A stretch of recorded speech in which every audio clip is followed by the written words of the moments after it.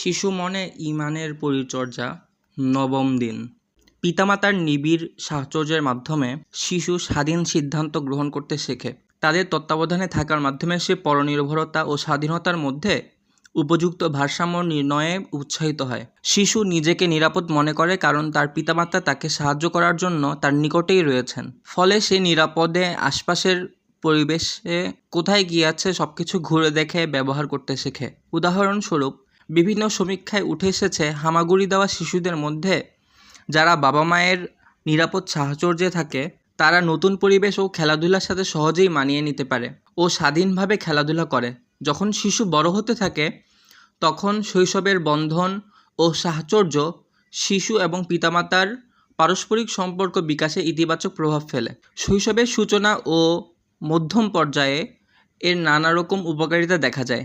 ঘনিষ্ঠ বন্ধন থাকলে পিতামাতা সন্তানকে সহজে ভুল ত্রুটি শুধরে দিতে পারে। গবেষণায় দেখা গেছে সন্তানকে শৃঙ্খলাবোধ শিক্ষা দেওয়াতে পিতামাতা ও সন্তানের পারস্পরিক সম্পর্কের গুরুত্বপূর্ণ কার্যকরী ভূমিকা রয়েছে। নেক সন্তানের জন্য দোয়া করা। নেক সন্তানের জন্য মুসলিম পিতামাতার সর্বদা দোয়া করা উচিত। আল্লাহ বলেছেন, আউযু বিল্লাহি মিনাশ শাইতানির রাজিম, ওয়াল্লাযীনা ইয়াকুলুনা রাব্বানা হাব লানা মিন আজওয়াজিনা ওয়া যুররিয়াতিনা কুররাতা আ'য়ুনিন ওয়াজআলনা লিল মুত্তাকিনা ইমামা। তারা প্রার্থনা করে থাকে, হে আমাদের রব, আমাদের নিজেদের স্ত্রীদের ও সন্তানদের চক্ষু শীতলকারী বানাও এবং আমাদের করে দাও মুত্তাকিদের ইমাম। সূরা ফুরকান আয়াত ৭৪। সন্তান যেন নেককার, দিনদার ও চক্ষু শীতলকারী হয় সেজন্য পিতামাতার দোয়া করা উচিত। নেক সন্তান পিতামাতার সুখের কারণ। তারাও নিজেদের দোয়ার মাধ্যমে পুরস্কৃত হবেন এবং সন্তানকে ইসলামের উপর বড় করার জন্য যত কষ্ট করেছেন সব কিছুর বিনিময় লাভ করবেন। নবীরাও তাদের সন্তানের জন্য দোয়া করেছেন। জাকারিয়া আলাইহিস সালাম এই দোয়া করেছেন, হুনালিকা দাআ জাকারিয়া রাব্বাহ ক্বালা রাব্বি হাব লি মিন লাদুনকা যুররিয়াতান তাইয়্যিবাহ ইন্নাকা সামিউদ দুআ। সেখানেই জাকারিয়া তার পালনকর্তার নিকট প্রার্থনা করলেন, বললেন, হে আমার পালনকর্তা, আপনার নিকট থেকে আমাকে পবিত্র সন্তান দান করুন, নিশ্চয়ই আপনি প্রার্থনা শ্রবণকারী। ইব্রাহিম আলাইহিস সালাম আল্লাহর কাছে দোয়া করেছেন এভাবে, রব্বি হাব লি মিনাস সলিহিন ফাবাশশারনাহু বিগুলামিন হালিম। অর্থ, হে আমার রব, আমাকে একটি সৎকর্মশীল পুত্র সন্তান দাও। এই দোয়ার জবাবে আমি তাকে একটি ধৈর্যশীল পুত্রের সুসংবাদ দিলাম। সূরা সফফাত আয়াত ১০০-১০১। স্বামী স্ত্রী পারস্পরিক একান্ত ঘনিষ্ঠতার পূর্বে আল্লাহর কাছে অনাগত সন্তানের সুরক্ষা চেয়ে দোয়া করবেন। রাসূলুল্লাহ সাল্লাল্লাহু আলাইহি ওয়াসাল্লাম বলেছেন, তোমাদের কেউ যদি তার স্ত্রীর কাছে আসে তবে সে বলবে, বিসমিল্লাহি আল্লাহুম্মা জান্নিবনা শাইতানা ওয়া জান্নিবিশ শাইতানা মা রাযাকতানা।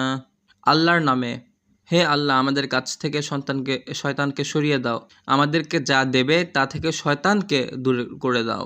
অতএব এই মিলনের ফলে যদি তাদের কোনো সন্তান জন্ম নেয় তবে শয়তান তার কোনো ক্ষতি করতে পারবে না।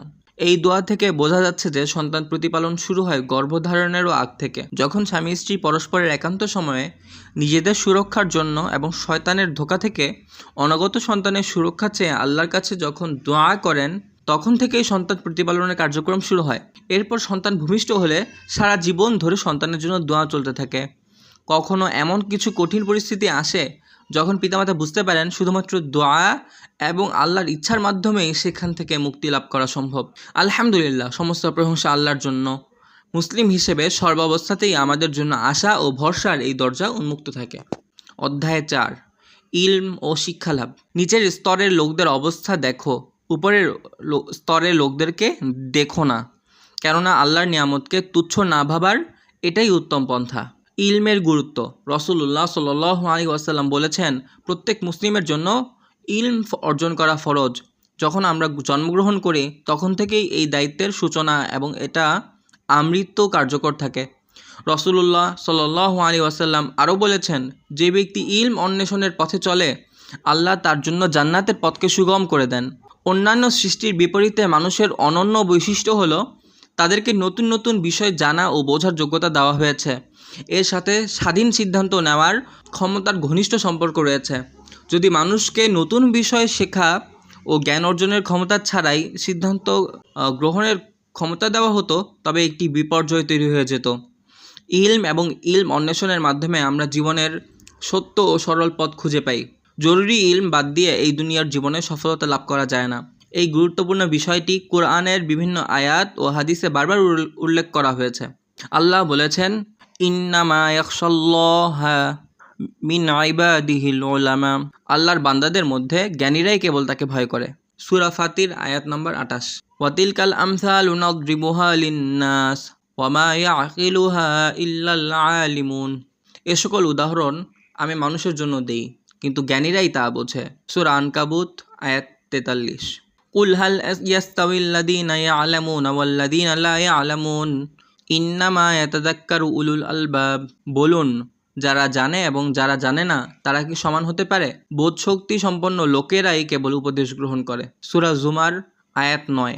রাসূলুল্লাহ সাল্লাল্লাহু আলাইহি ওয়াসাল্লাম বলেছেন, আল্লাহ যে ব্যক্তির কল্যাণ চান তাকে দ্বীনের গভীর জ্ঞান দান করেন। তিনি আরও বলেছেন, যে ব্যক্তি ইলম হাসিল করার জন্য পথ অতিক্রম করে, আল্লাহ তার জন্য জান্নাতে যাবার পথ সহজ করে দেন।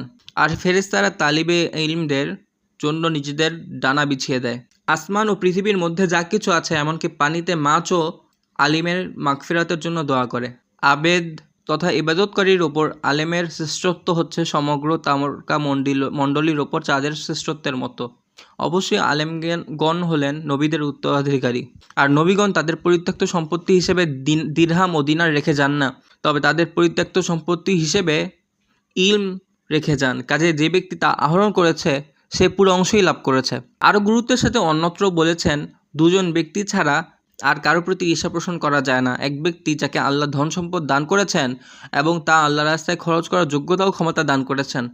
আরেক ব্যক্তি যাকে আল্লাহ জ্ঞান ও বিচক্ষণতা দান করেছেন এবং সে তার সাহায্যে ফায়সালা করে ও অপরকে তার শিক্ষা দেয়।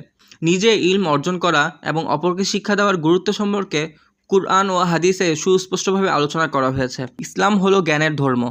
ইলমের সাথে অনেক উপকারিতা ও ফজিলত সম্পর্কযুক্ত। মানুষ যে সকল বিষয় অর্জনের জন্য চেষ্টা সাধনা করতে পারে, তার মধ্যে অন্যতম মহান লক্ষ্য ইলম অর্জন করা। আমলের পূর্বে ইলম অর্জন করা জরুরি এবং ইলম ছাড়া কোনো আমল নেই।